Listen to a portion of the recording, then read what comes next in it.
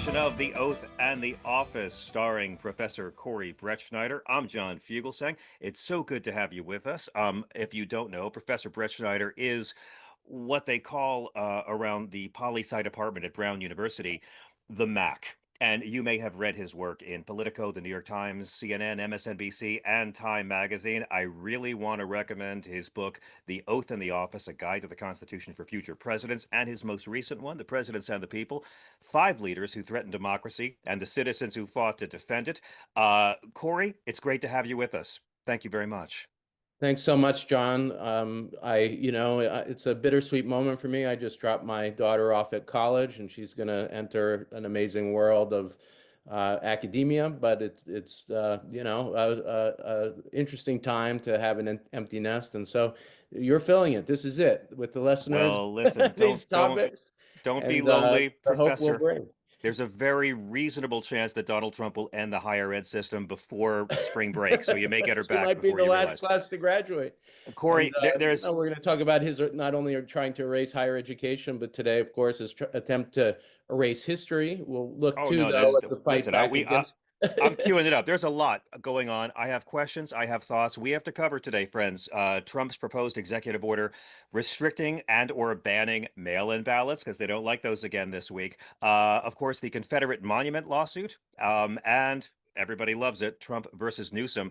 Gavin Newsom has learned to read the room and is no longer giving pedicures and manicures to fascists. Instead, he's found a way to use satire in ways that even comedians can envy. But first, I gotta talk about this, Corey.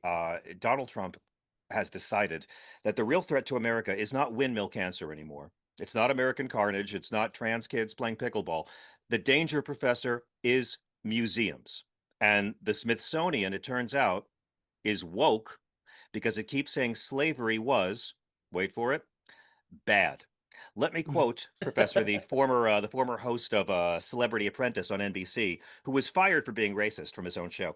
Quote: "The museums throughout Washington, but all over the country, are essentially the last remaining segment of woke."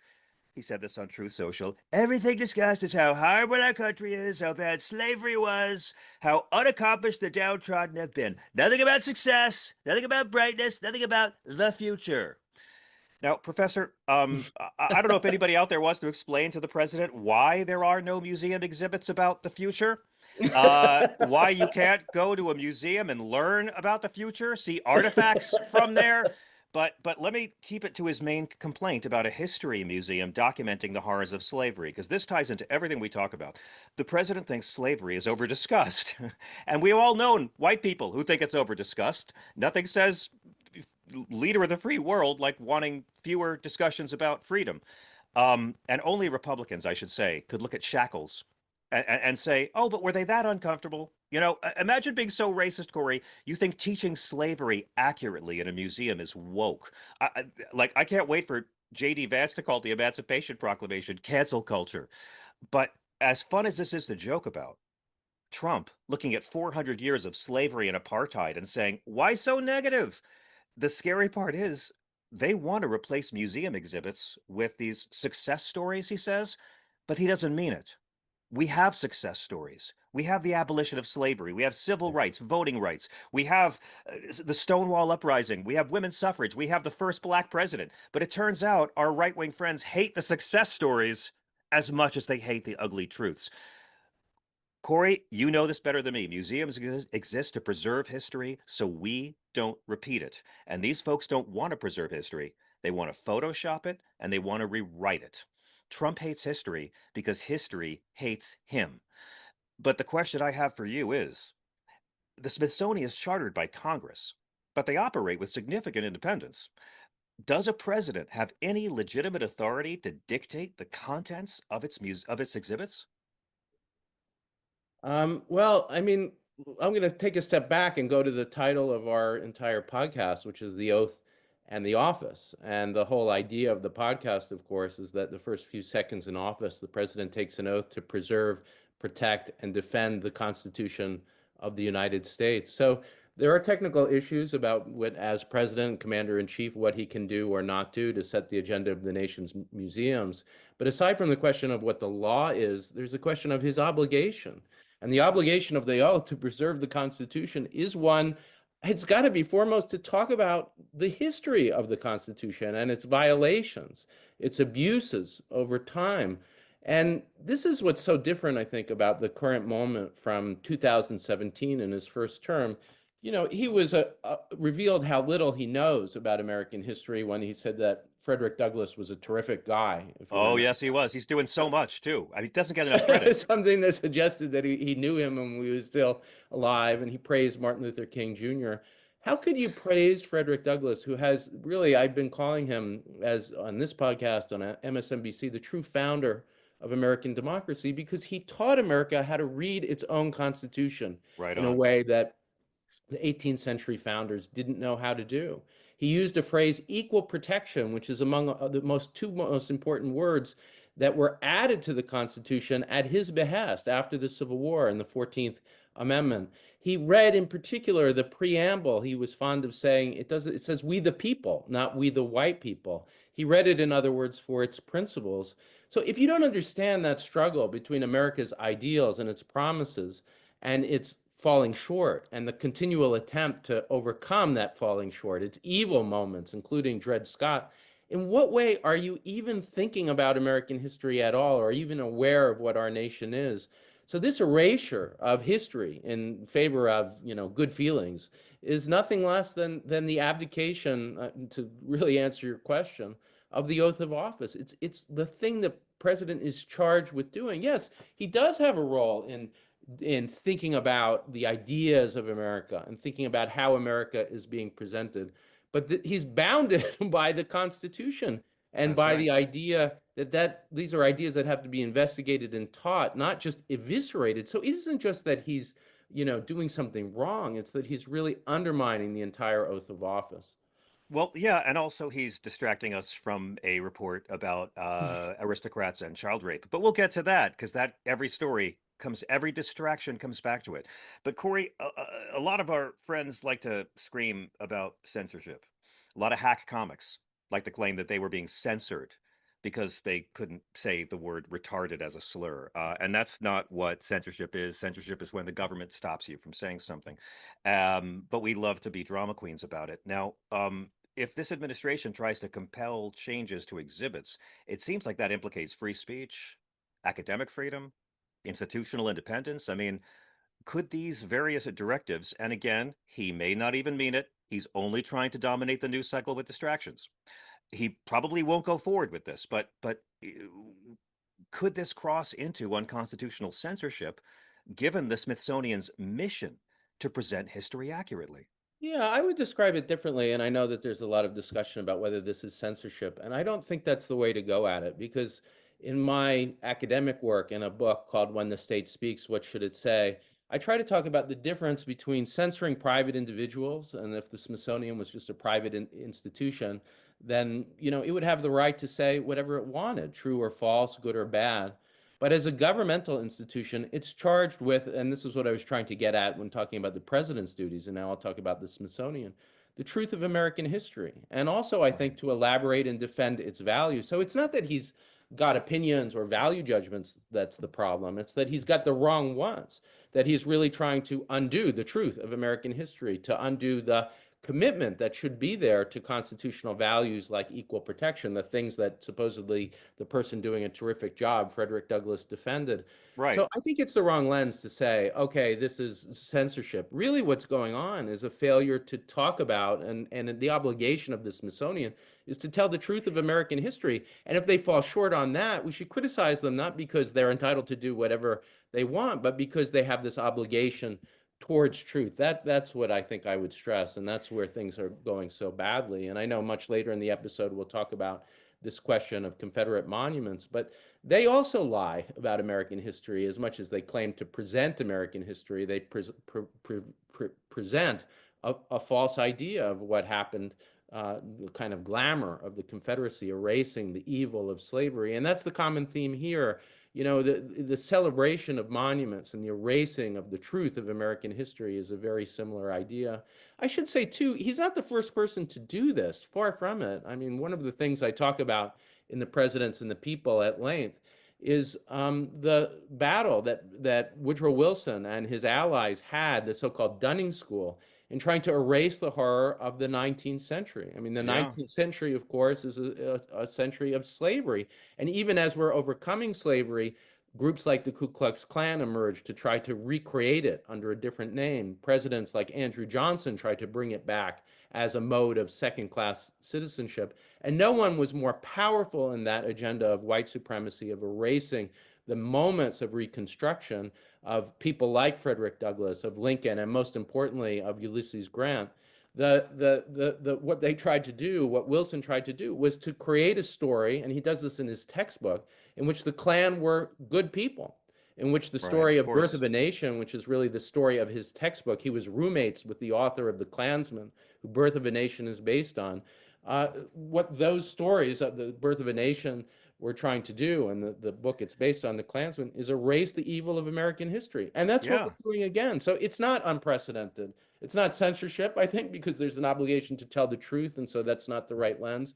And it's also okay. not unprecedented because we've had presidents trying to not just lie to us through the bully pulpit, which Wilson, by the way, largely created, and the way that Trump has expanded it through Twitter, but to use the institutions of America to cover up the truth. And that's what Wilson was so frighteningly good at, rewriting the textbooks, rewriting the story Right. of American history, and using the birth of film in the same way Trump is using Twitter to try to lie to the American people about the evils of slavery. And also, as you said, I mean, I don't want to lose this point, John, it was so important, the triumph of the success, in other words, of overcoming those horrific Yeah, they moments, don't not want just the positive. slavery, They but the don't want attempt the to positive reinstitute it stories. under a different name. Yeah, they don't want the positive stories. That's just another distraction from the fact that they don't want the descendants of racists to feel bad about their ancestors, and that's all this is about. And I don't want to belabor this. You're going to have to forgive me, Professor, but I deal with a lot of these screeching fascist Nellies who frothing about censorship all day long, and they only care about when it happens to them. So just so I understand, and I'll get off the censorship point, because we always hear the right invoke the First Amendment in debates over schools and libraries, as we should, but it does not apply here to museums or federally funded cultural institutions, correct? There's a debate about it, and there are some Okay. who would try to use that lens. But no, I don't think that's the right way to Okay. think about this issue. I think Oh, that the obligation of the government is not to be neutral. And I think there's all sorts of totally cool. confusion.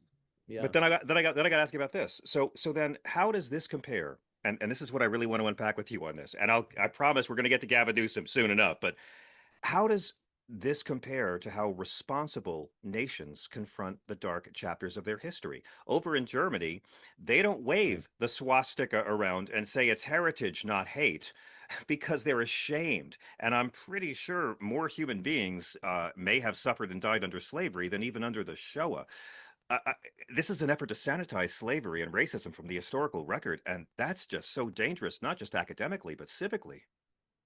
I think, we had an episode very early on. We're about 6 months, by the way, anniversary of this podcast. Congratulations to us Really? both. Wow. Yeah. It's gone fast because it's been so enjoyable. But one of the early episodes, we talked about the idea of militant democracy. And I'll just remind listeners or those who are new to the podcast what that means. And that's necessary to answer your question. The Germans have a totally different approach to free speech than we do. They think that, Yes. first of all, that extreme speech, Nazi speech in particular, has to be banned. And lying, especially about history, actually not only should be discouraged, but should be banned. So if you lie about the Holocaust, if you deny its existence, for instance, you're imprisoned. You're put on trial in Germany. You're violating the criminal law. Now, we don't do things that way. We protect the right to lie in this country. The right to untruths, the right to racism, and the right even to Holocaust denial is protected in this country. You Yep. won't go to prison for it. But, and now this is my point in the wider discussion, if we're going to protect all of these lies, we've got to have a mode in which the obligation to tell the truth takes place. And that's the obligation of institutions like the Smithsonian. It's supposed to be the obligation of a president of the United States, not to say there are good people on both sides, Nazis and non Nazis, but to condemn one side, to talk about its horrors. And that's what these institutions like the Smithsonian are supposed to do too, to talk about the evil of the Dred Scott case, denying Yeah, all Black Americans yeah. any rights under the Constitution. And also, as you put it, the success of people like Frederick Douglass in overcoming it, of to some degree Lincoln, but really Grant. And Yeah. that's why this isn't just a small thing. I talked last Oh, time it's about huge. Václav Havel's idea of living in truth, and this is the opposite. It is an attempt to really spread a network of lies among the American people under the guise of success. Exactly right. These are for the people who are more angry about Colin Kaepernick's knee than Derek Chauvin's knee.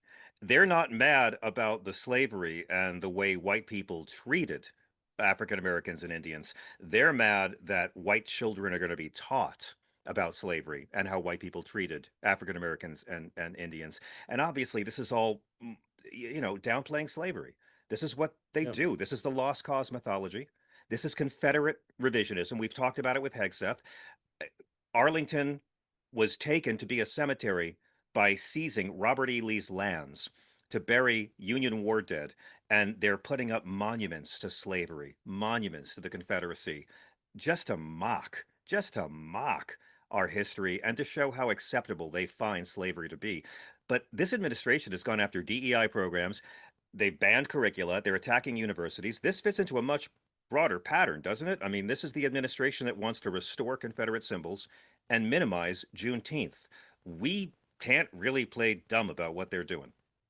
No, and I think too, to the we're going to talk later in the show about one of these monument controversies, but I'll say something about monuments now, which is they sort of are defended on the grounds that they're historical, as if somehow they were created during the Confederacy, most of them, and they are just a history of the 19th century. But that couldn't be further from the truth. Most of them were created in the 20th century in That's opposition to right. the dangers of civil rights, or to reassert the idea of white supremacy. So that their message is far from a message of equality. What the state is obligated to do, to defend the Constitution as the president's oath requires, they are an attempt to lie about this history, or to pummel its most basic guarantee. And those two words I can't say enough. Frederick Douglass made famous. They're in the 14th Amendment: equal protection. Yes. So, on a related story, Corey, this week Donald Trump woke up, still wearing his pajamas made of cheeseburger wrappers, and he decided he was going to take over American elections by executive order because Putin told him mail-in ballots are bad. Our president being a ventriloquist dummy with a cheap spray tan. So now Trump says he's going to get rid of mail in ballots, which he hated in 2020, back when we were all confined at home in a pandemic, watching the news, getting our ballots, and having the largest voting turnout, which always hurts Republicans. Um, you know who uses mail in ballots? Russia.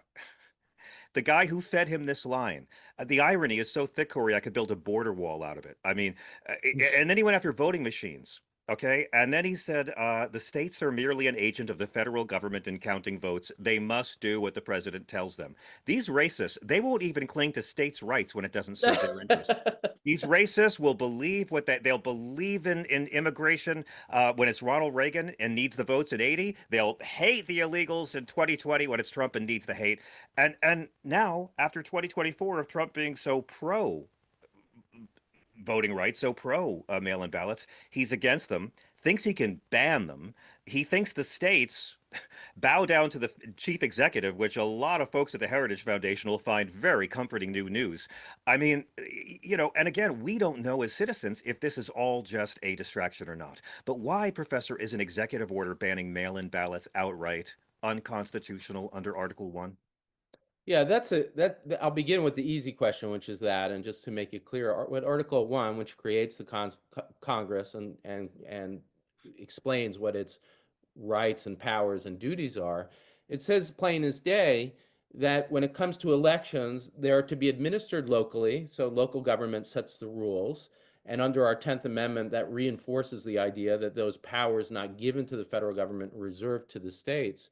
And then there's an exception to that. It does give Congress the ability to intervene, to regulate elections. And so it is possible, for instance, that if it was Congress, not the president, that wanted to limit mail-in ballots, that would be legal. What's obviously not legal, not constitutional, is the president doing it, because Yeah. this has nothing to do with the president. Now, here's what's worrying.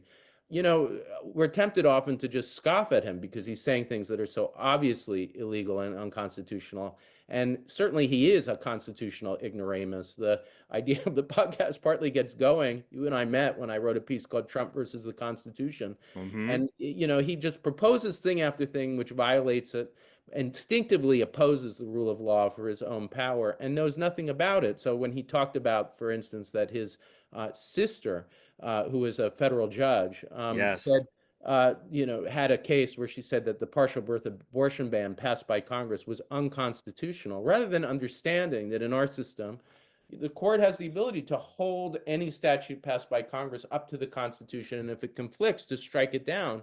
He confused that and said, I don't know why my sister signed that bill. He thought that judges signed bills. That's how little he understood about the Constitution. But now what he's doing is he's rewriting the Constitution. So Yes. clearly doesn't have this power, that it's local government or possibly Congress, and yet he inserts himself in here. But here's the problem. We can't just say, oh, courts are going to save us or Congress is going to save Nope. us, because as we've been talking about for weeks now, we're in the midst of what is best understood as a self-coup. He is destroying the other two branches. And one way that that happens is that Congress affirms his unconstitutional action and tries to cover over it. So if they were to pass a bill doing what he suggests, getting rid of mail-in ballots, it's a much harder question. It might be constitutional. Now, ultimately, would the court uphold it? You could make arguments that it violates the Voting Rights Act, or that it, Hmm. because or that it violates even the 15th Amendment because it's an attempt to shut down minority voting. Uh, but I'm not convinced the court's necessarily going to do that. Partisan manipulation, for instance, they haven't been fond of protecting against. So, as messed up as it is, as ignorant of the Constitution as he is, and as authoritarian and anti Constitution as he is, the fact that Congress is not doing its job, that it's so willing to walk into his authoritarianism to back it up, that's what worries me, that we might Well, see a desperate attempt to try to save this next election. It's about the midterms, by them affirming his unconstitutional actions. I want to also stress that he said this out loud about the mail-in ballots to Europe. He got on his knees before Putin and literally rolled out a red carpet last week. So on Monday, like the NATO Avengers All-Stars all flew over here together to try to stop America from drinking bleach. And he says this in front of these leaders of countries whose populations have been using mail-in ballots for decades without their democracies collapsing. Germany, the UK, Spain, Switzerland, Iceland, Finland. I mean, imagine this national humiliation, Corey. Putin is bombing apartment buildings, and Trump says the real threat's envelopes. And now because Putin whispered in his ear, like a bad high school boyfriend, he's declaring democracy is inaccurate. He's parroting Kremlin propaganda in front of our European allies like an evil knockoff karaoke machine. And we talked about this on Sirius XM last night, but while the executive order would be unconstitutional, Congress passing any legislation restricting this, that'd be a much tougher constitutional question. I mean, with that in mind, how would this particular Supreme Court and the Dirty Six approach this scenario? I mean, would challenges under the 15th Amendment or the Voting Rights Act carry any weight today, given this particular court? I mean, that's the problem with the self coup. You have the Congress, I just suggested, walking into his authoritarianism, affirming it. Think of so much of the unconstitutional action that was done through executive action during Doge in the beginning of this term. And then, in the big, beautiful bill, a lot of what Congress is doing is affirming this unconstitutional action, and wiping away what would be a lot of successful challenges. So, you might see something like that again, that it's clearly unconstitutional if he were to try to do it. But now, if Congress affirms this wiping away of the way that, by the way, disabled people, people who have jobs, working class people, people who Oh, might yeah. vote against his party in the midterms, that's why he's doing it. If Congress Yes. affirms that in order to save their own majority in the Congress, is the court going to obviously come and say this is a violation of the 15th Amendment? Absolutely not. There's a very good chance that they won't. By the way, the 15th Amendment, just to tie together the history part of our conversation, which is going to not just be with us today, but for all of it, that comes out of this success story, an attempt to recover from slavery, not just with the 13th Amendment that abolished slavery, a 14th Amendment instituting equal protection, those two magic words of Frederick Douglass, and the Hmm. 15th Amendment trying to prevent exactly the kind of undermining of democracy, the guarantee of the right to vote for, at least for men at the time, later expanded to women, to be free from discrimination based on race. And yet here he is. This obviously has a racial component to it, and he's trampling all over it. So Totally. yes, he might get away with it. What I started to say too is it's not just Congress; it's the court that's jumping into this authoritarian mode, eviscerating the Voting Rights Act, eviscerating the meaning of the 15th Amendment, and really reversing even like the Civil Rights Act of 1964, Yeah. turning it into Yeah. a white rights But but but document. but Uh, this is what the voter that's ID why I'm laws. worried. No, you're right, Professor, but this is what the voter ID laws were all about. We've discussed it Yep. many times. There is no problem in this country with voter impersonation, right? No election has ever been swayed by voter impersonation. No one complains about voter impersonation. Voter impersonation is the only problem that voter ID laws solve. And it's not a problem that exists. It's designed to make it harder for black and brown folks, for all manner of low income folks, in many cases, seniors who don't have a driver's license. And let's not forget, these voter ID laws, the unsung targets are always college students who don't have cars and attend university in cities. So they don't have an ID. I mean, there's districts in this country where you can vote with an NRA ID, but not your college ID. And you've warned that this plan, even in its unconstitutional form, is still a roadmap for authoritarianism. I know we got to get to the break, but really quick, what scares me is, and I tried to express this last night on Sirius XM, whether this is successful or not, these kind of proposals help normalize the idea that restricting the vote is just a normal, legitimate thing we do. We talked a lot with Dobbs about the specter of taking rights away from U.S. citizens and how that's something that hasn't really happened that much. Are there any parallels, Professor, to other moments in history? I know we got to hit the break, but any parallels where voting rights were rolled back for some people under the guise of legality? Well, I think that's the whole series of the story of Jim Crow, of the story of the attempt to undermine the Reconstruction that happened after the Civil War, to use things like literacy tests, which on their face look, oh, just trying to make sure that people are informed. But of course, that's not what they were about. They were an attempt to dissuade black voters from voting, to especially, these literacy tests weren't administered in a fair way. They were used to Mm-hmm. discriminate against those with less education. They weren't really literacy tests in many cases. They asked obscure trivia kind of questions. Yep. So that long history is what's being revived here again. And it's part of why I'm sure he wants to erase history, because he's trying to relive its worst parts. And as you Mm. say, the court isn't going to save us. Congress, far from doing its job, is walking into this. And even if he doesn't get away with this, it has to be understood, along with the revocation through executive order of words written into the Constitution, birthright citizenship, which we talked with Attorney General Torres extensively about from New Mexico, who helped the person helping lead the fight against that. Yep. All of these have to be understood together. That one of the dangers in the way the media covers a lot of these things is that you just do story here, story here. No, it is one big story, and that's of an authoritarian push, and this is certainly part of it.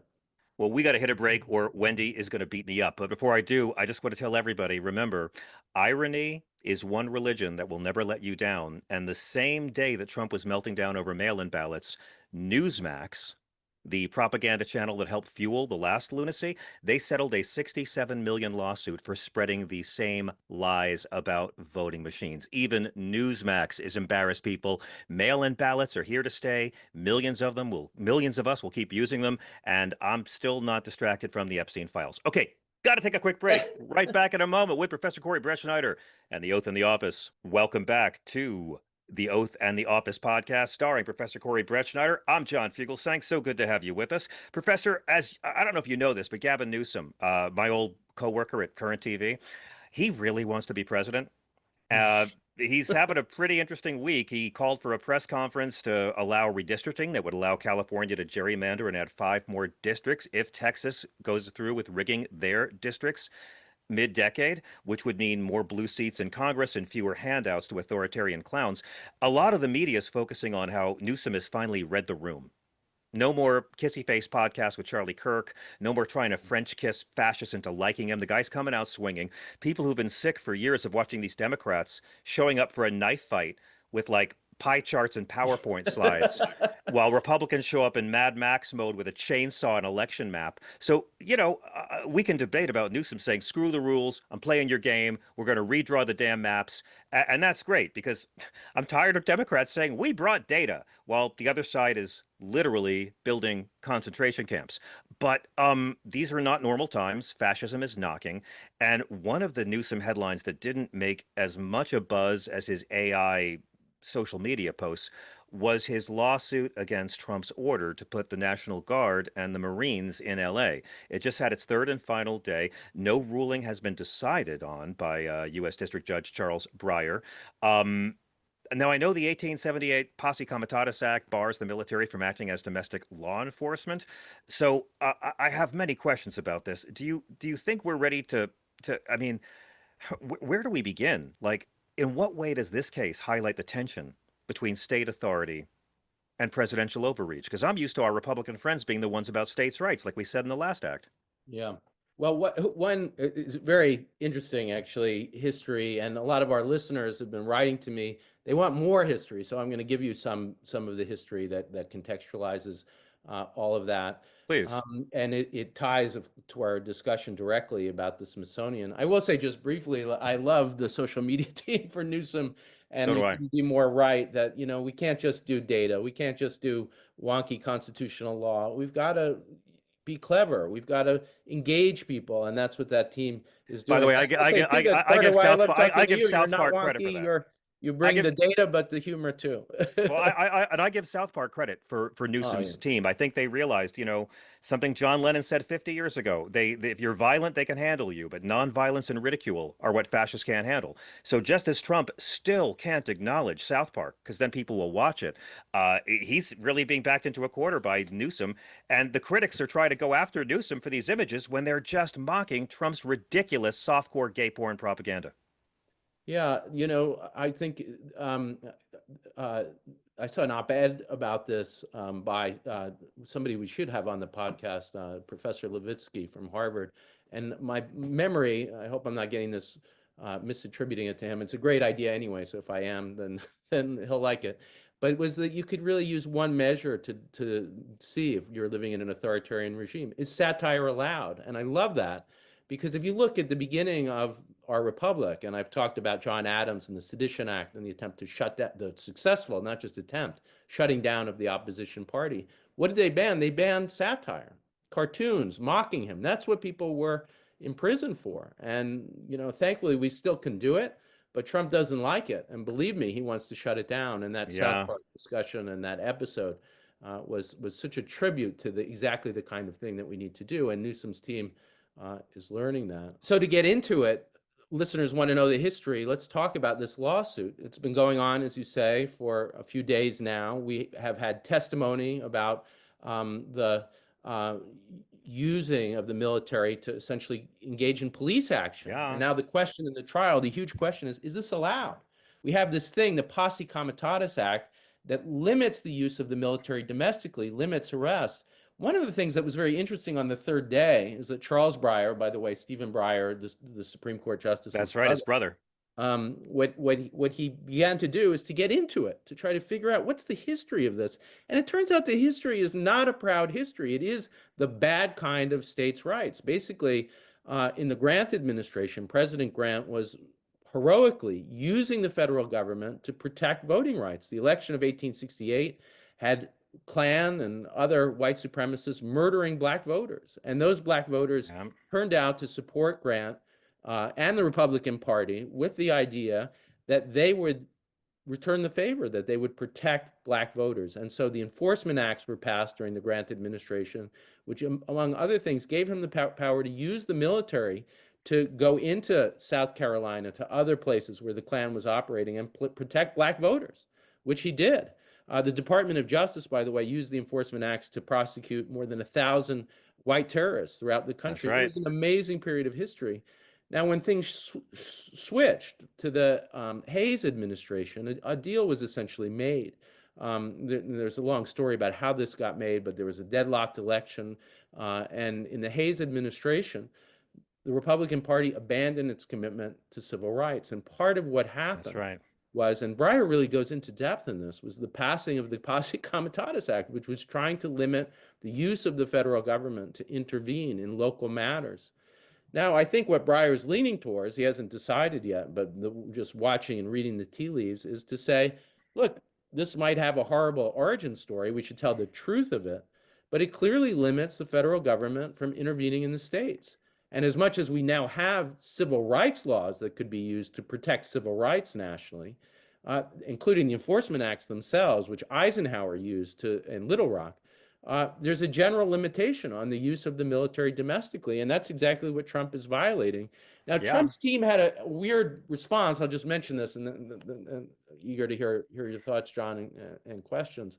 But what Trump's team made a weird argument. They know what the act says, so they said, "Well, even if the act says that, Judge, you don't have the ability to enforce it." I can't imagine that Mm. sat well with this judge. The idea that federal judges don't have the ability to use injunctions to stop the federal government from acting illegally when they're violating the Posse Comitatus Act. That strikes me as really bad lawyer, but that's the kind of thing they're saying. You can't enforce against a president. Judges are limited in their power. That's the theme we've seen Hmm. from them. It's part of their attempt to eviscerate the judiciary, part of their coup plan. And I don't see this judge, brother of Supreme Court Justice Stephen Breyer, going along with it. I don't think so either. And again, it's interesting to talk about this in light of the National Guard troops committed to DC. Boy, if your city's got a black mayor, watch out. That's all I got to say. Now, again, And it's I been will say, just going back to last week's episode, the 10th Amendment, which is a lot of the argument here, that there's a limit on the military. There also is the right and power of states to engage in the police powers. Those things not defined by the Constitution, giving powers to the federal government, reserved to the states. Notice Washington, D.C. is not a state, as we said last week. correct, That's why correct. he's targeting them. It's an easier target in many ways than Yeah. California. And as we went through last week, the top 5 cities with the highest murder rates are all in red states, and they're never mentioned. So, I mean, this week we saw Deputy Attorney General Megan Strong, representing California, challenging this whole statement. The DOJ lawyer, Eric Hamilton, uh, stated he didn't believe the government's actions violated the Posse Comitatus Act. Depending on this ruling, Professor, putting aside, I mean, the presidential overreach, what precedent could this set for future battles between governors and presidents? Well, part of what goes on in the trial level, this is in the district court in California, and Judge Breyer is doing two things. One is he's thinking about the law, and that's what happened on the third day when they talked about the Posse Comitatus Act and how it applies. But another thing is you and I have talked so often about the need for the truth to come out. And what's really interesting about the first 2 days is that we see their game plan. We see what they're doing in Mm. California and what they will, to answer your question, try to do elsewhere. And that's doing nothing less than shutting down protesters, arresting people, harassing them, using the military in exactly the authoritarian way that we were worried about. They're claiming at one point that they're just engaged in protecting buildings. That's not what's going on, and I think that became clear at the trial level. Trial courts are not just opine about law, but they're finders of fact. And as those facts come out, we see their game plan, which is to use the military to shut down really not just all of our liberties like the right to protest, but democracy, period. That's Oh their yeah, plan. And we're seeing yeah, it plain as day.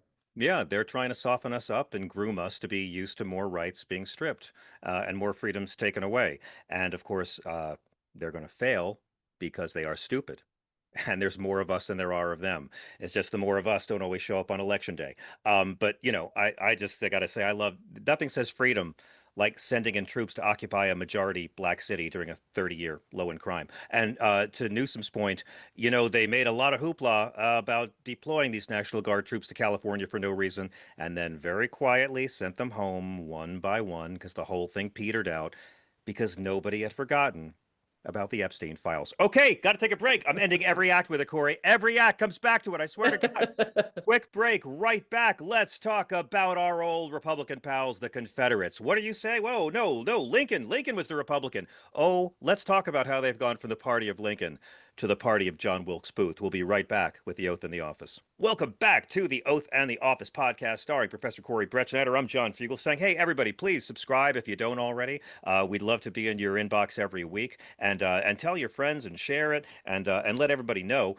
Corey, I got to talk about one more issue.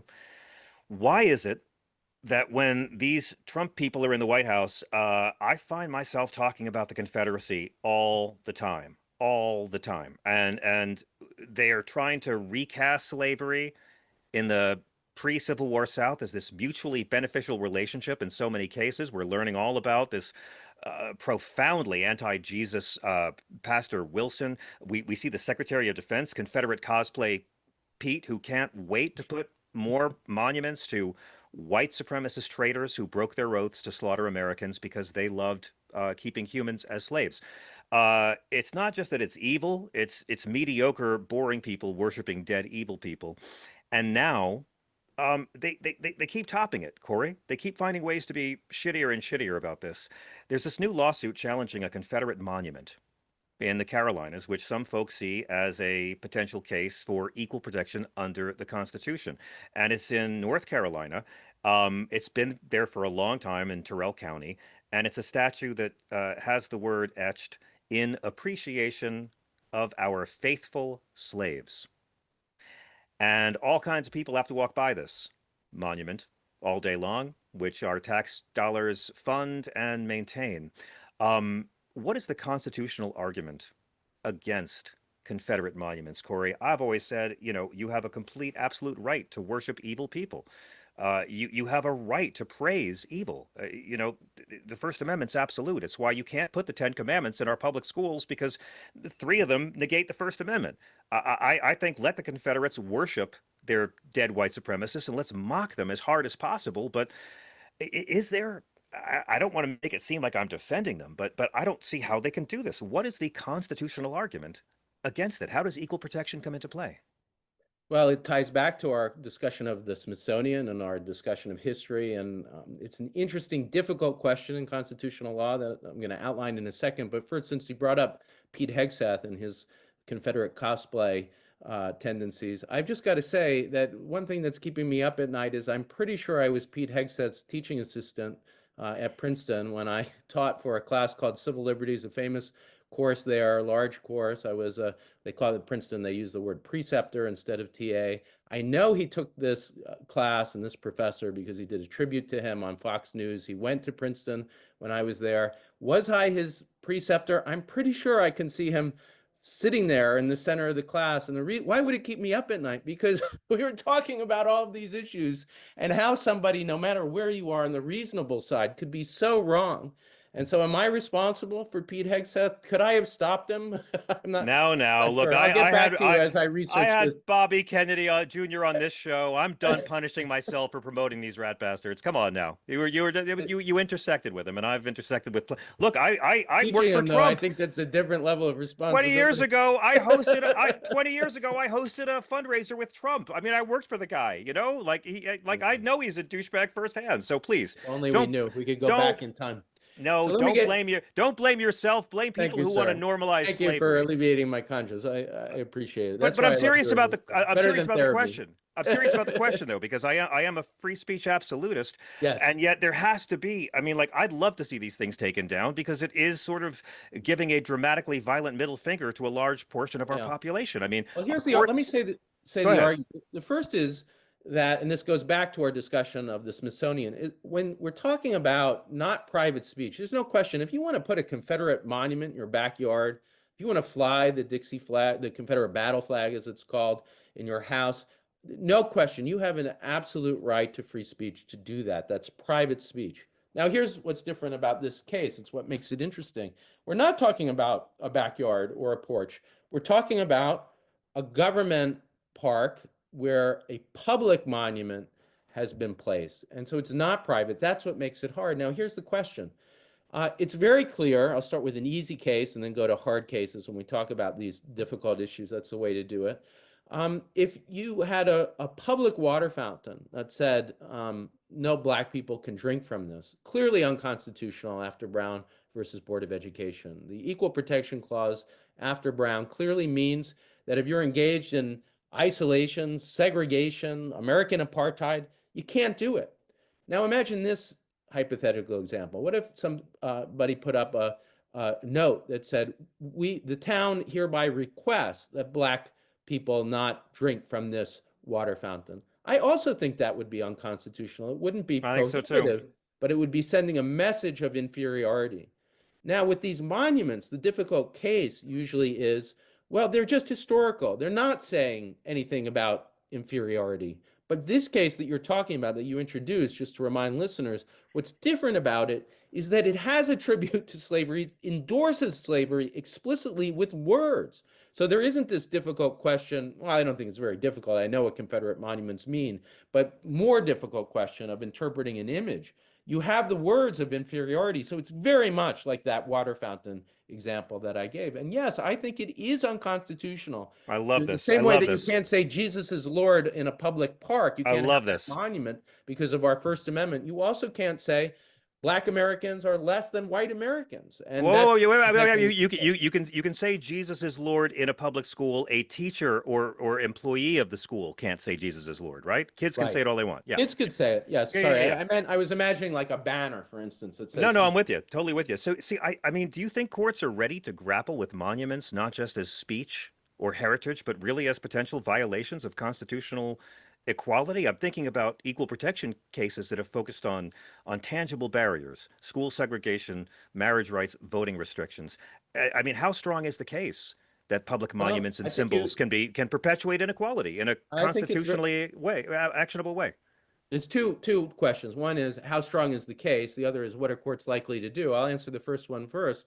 The constitutional case is very strong that this is unconstitutional because that idea that you can't have a banner in schools that says Jesus is Lord isn't just my opinion. That's core to the understanding of the ban on the establishment of religion. The First Amendment says you can't establish an official religion, you can't have laws that respect or relate to the establishment of religion. And that's been true not just of laws, but also of images. And so, in a famous case, for instance, that involved a crash in Pennsylvania, in Allegheny, the court said, no, this isn't a Christian nation. This isn't a Christian nationalist ideology at the center of our society. And it disallowed it. Now, this is an analogy. You also can't allow messages of racial inequality to be promoted, again, not by individuals, and that's why your distinction was so important between the students and teachers or the banner on the school. Thanks, So Professor. you could say whatever you want if you're near the park or at home, or say whatever you want. But when government says it, it's different. And now I'm going to tie the whole podcast together. Good teaching, which sometimes Yes, do I'm that. able to do, and not, but that's what the Smithsonian point was about. That's why that's not a free speech issue. It's why that was really about the obligation to say the truth, the obligation also to promote values like equal protection, and why while Trump's orders, I think, aren't a First Amendment free speech violation, they are a violation of his oath. Well, this is related. The government, any level of government, has to promote respect and certainly not deny equal protection. And when you have a message on a Confederate monument that says slavery was great, you are violating the Equal Protection Clause, in my view. Now, what are courts likely to do? That's a different scenario because courts are being taken over by this authoritarian moment. They're in many instances not doing what they should do. And unfortunately, the judges who I think would be sympathetic to this argument, many of them might be fearful at this point to engage in something that's going to trigger our friends on the right. Right, of course. Of course, but I mean, that when you connect these three threads, I mean, Trump's mail-in ballot proposal, Newsom versus Trump, and the Confederate monument case, I mean, yeah, it's all about constitutional tests. Are we in a moment where authoritarian overreach, and our pushes for equal protection are finally colliding head on, or is it going to have to get a bit worse before it gets better? Oh, John, that's such a great way to put, not just this episode, but maybe I think all of them, that we have these two currents in American history. One, an unfortunate, horrible, authoritarian constitution that takes the mode of shutting down free speech, like John Adams, of promoting white nationalism, like Woodrow Wilson. Yeah, And those individuals, those presidents, didn't just do it on their own. They often had the aid of courts and of Congress. Congress passed the Sedition Act. Supreme Court Chase lobbied for the Sedition Act. Woodrow Wilson, when he was lecturing at Princeton, was regarded as, in his white authoritarian nationalism, the first white, not the first white supremacist president, but the first white nationalist president. He was regarded as this premier constitutional thinker. Uh, uh, not just at Princeton, but around the world. So they were, and he was backed by courts. Plessy versus Ferguson, the court that created the case that Brown reversed, saying separate but equal, was in his corner. And so white nationalism and authoritarianism have a long history in this country. But I think what the democracy defenders, what we're trying to do with this podcast, what our listeners care about, have on their side is the text of the Constitution. The idea that's in right. particular of equal protection, of we the people, not we the white people. I'll give you another Frederick Douglass argument. He said, look, the whole Constitution has to be read for its principles. So when the Constitution gets rid of aristocratic remnants, like the corruption of blood, the idea that the next generation can inherit the crimes of parents, what is it but an anti-slavery, anti-subordination principle? So all over our Constitution, the right to free speech, what is it but a right to dissent? What is it but a democratic right of us all to act as equals as we make decisions? That's what we've got on our side against the authoritarian Constitution. Trump is not the first Amen. authoritarian president, but we also have a long history. Talk about success, your theme of success, in overcoming these past authoritarian threats. And that's why I am so hopeful that we'll overcome this one as well. Well, then let me get to my big, I guess, final question for the show. I mean, this is very optimistic, and again, I think it's hilarious. We're actually watching Trump commenting about the states being agents of the federal government, ignoring the 10th Amendment, which makes it clear we have this system I've learned from you about dual sovereignty, which the Republicans used to love before January 20th. But let's say this happens. Could a ruling against taxpayer-funded Confederate monuments, oh, it's like pouring for the angels. Could it could it potentially, Professor, open up the door to broader challenges against state-sponsored symbols that privilege one group while marginalizing another? I mean, could we mess with their flag, is what I'm asking. Look, the Confederate battle flag, is not a symbol of history. It's a symbol of hate. It gets revived in the 20th century as civil rights gets going. It's associated with subordination. So, yeah, in my view, we're not there yet. I think a test case like the one we're talking about, where it's explicit what the symbol means. But it's very clear to me that symbols can have meaning, and they can have meaning of white supremacy, and that's what that symbol means. And yes, I do think that, again, you can fly it all you want in your house or in your lawn, but on Yeah, the public state house building, that's I it. think that is something that violates the Equal Protection Clause. Now, we might be far from that happening, and the kind of series of things that we're talking about day to day are more immediate threats. This is, by the way, what I would write about when the state speaks, what should it say, was about before Trump. I thought that was an issue of America, like Germany, dealing with its past and while allowing free speech, still ensuring that the values of equal protection would be taught nationally and certainly wouldn't be undermined by government. So I don't think that we need to just abandon all of those questions and those ideas because we're dealing with such a more immediate threat. We've got to do both. We've got to answer the immediate threat and, yes, think about the long-term idea that government has to, it's obligated to promote the idea in a democracy of equal protection. Amen. Professor Brettschneider, thank you again for letting this be like my free law school every week. I expect to pass the bar easily. What is the best way for our listeners to follow you, Corey, and to keep up with your brilliance the other 6 days of the week? Well, I'm on Blue Sky as Democracy Prof, on Twitter as at Brettschneider C. Thank you for these amazing, all 5-star, 100% 5-star Thank ratings that you, are coming everyone. in. Some people Thank have you. said to me, I don't want to write a sentence or a review that's too intimidating. You can write a word. Write awesome. That helps us spread the word. And also, if you haven't subscribed or checked out our YouTube channel, check that out. I know we're going to be putting a promo up in addition to our weekly episodes. Join us there. There you could comment. And thank you, John, just for doing this. I can't wait for your book. I saw you're going to be at the 92nd Street Y, one of the premier places to have a September book 25th. event. I'll be at the And Y. great. I think that's my book release party. I don't know what's going on. All I know is I got less than 2 weeks until my book releases and eighth grade begins. So I'm not even sleeping anymore, Professor. But thank you so much.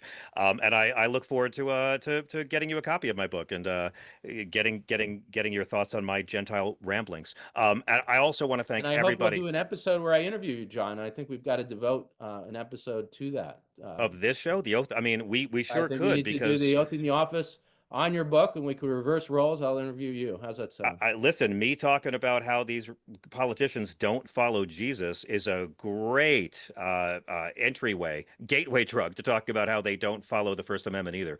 Professor, thank you so much for this. I always feel enriched. I want to thank Wendy and Beowulf and everyone who puts the show together. Most of all, I want to thank all y'all for listening and watching. Again, please subscribe, give us some comments, and send us your emails. You can write to my website, write to Corey, and we will read them on the air. Thank you all so much. It's a busy time for democracy. In fact, while we were taping this, not to date ourselves, but I think I can reveal a federal judge blocked that Texas law forcing the Ten Commandments in schools from taking full effect. The fight for our Constitution doesn't take a break, but we will. We'll see you next week on The Oath in the Office.